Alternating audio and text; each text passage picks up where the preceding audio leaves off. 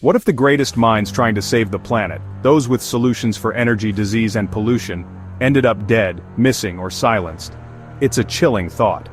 We celebrate innovation, but history whispers a darker story. Suppression, powerful interest, and a price paid by humanity. A car that runs on water, a machine that cures cancer. Free energy for the world. Too good to be true? Maybe for those who dared to build it. These aren't just sci-fi plots. They're real claims from inventors who stood on the brink of changing everything. Instead of Nobel Prizes, their stories end in mystery. Suspicious deaths, seized research, and unanswered questions. Tonight, we're not just looking at coincidences, we're examining a disturbing pattern, revolutionary breakthroughs followed by ruin and silence. Is it all tragic chance, or is something more sinister at play? We'll talk about this further, but before that, subscribe to this channel if you haven't already, because you don't want to miss such cases. Grove City, Ohio. I wasn't just tinkering, I claimed to have built a water fuel cell that could split water into hydrogen and oxygen, powering a car from LA to New York on just 22 gallons of water. If you're enjoying this video, don't forget to subscribe to the channel for more fascinating stories. Imagine, no gas stations, no oil, no emissions, the energy industry turned upside down. I was public about it, demonstrating my dune buggy, turning down billion-dollar offers from oil companies, but I was paranoid, and for good reason. I told my family, if I ever died in an accident, don't believe it. March 20th, 1998, dinner with my brother and 2 investors. Suddenly, I grabbed my throat, ran outside, collapsed, and died. My last words, they poisoned me. The official story, cerebral aneurysm. But my brother never believed it. So what's the truth? Was I a genius silenced by powerful enemies? Or a paranoid fraud who died by chance? The answer died with me. Let's go back to the early 1900s. I was the father of alternating current, radio, and more. But my biggest dream? Free wireless energy for all.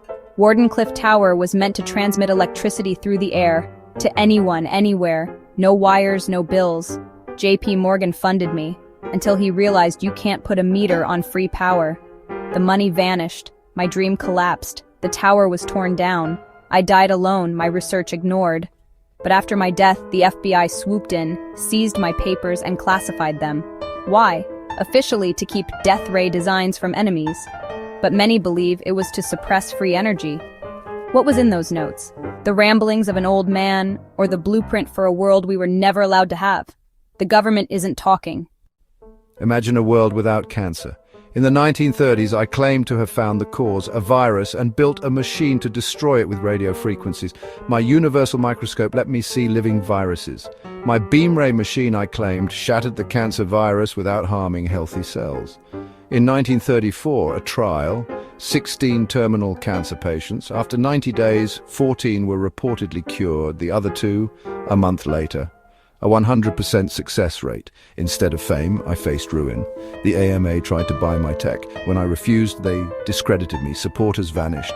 My lab was ransacked, my research destroyed. I died in obscurity, my work erased. Was I a fraud or a pioneer crushed by a system that saw a cure as a threat to profits? We may never know. I was Alfredo Bowman, known as Dr. Sebi, a self-taught herbalist claiming all disease was caused by mucus and that my alkaline diet could cure anything. In the 1980s, I advertised AIDS has been cured. The authorities sued me for fraud. In court, I brought 77 witnesses who swore I'd cured them. I was acquitted. My fame exploded. Celebrities sought me out. I built a healing village in Honduras. To my followers, I was a hero. To the medical industry, a threat. In 2016, I was arrested in Honduras for money laundering. My health failed in prison. My family says I was denied care. I died of pneumonia. My death sparked conspiracy theories. Was I a criminal who died of neglect or a healer silenced by powerful interests? The debate rages on. Cold fusion. Limitless, clean energy from seawater. In 1989, Fleischmann and Pons announced it, but the scientific community rejected them. I, Eugene Malov, became its champion. I left MIT, founded Infinite Energy magazine, and pushed for a re-examination. I believed cold fusion could save the world. I was working on a breakthrough. In 2004, I was found beaten to death. Police called it a robbery gone wrong. Years later, arrests were made. An eviction dispute, they said, but many believe the timing was too convenient. Was it just a tragic crime or a warning to other energy pioneers? The questions remain. The pattern goes deeper. Brilliant minds, suspicious ends. Russian scientist Andrei Spitnev, working on clean energy, found dead, officially a fall from a window. Alternative cancer pioneers like Harry Hoxsey faced relentless persecution. His clinics shut down, but one survives in Mexico.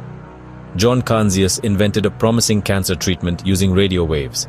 He died of pneumonia just as his work gained traction. Dozens of holistic doctors investigating controversial links between vaccines and cancer died mysteriously between 2015 and 2017. Each case alone could be coincidence, but together, the pattern is hard to ignore. A systematic silencing of dissenters who challenged the status quo.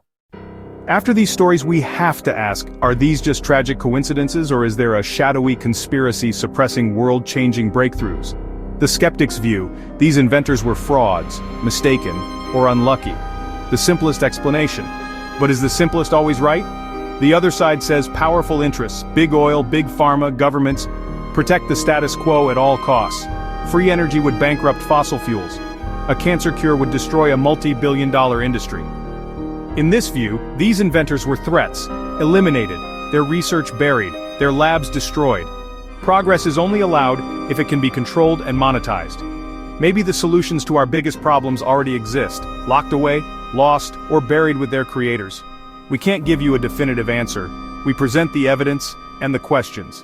Is it all coincidence, or is there a quiet war against progress itself? The truth may be out there, but are we allowed to find it? From water-powered cars to cancer cures, these stories are more than history. They're warnings. Each tale leaves us wondering what might have been if these inventors had been protected, not persecuted. The official reports closed the cases, but not the doubts. These weren't just ideas, they were promises of a better world. Whether silenced by powerful forces or by fate, their work remains unfulfilled. The world they dreamed of is still just a dream. The truth may already exist, just buried with its creator.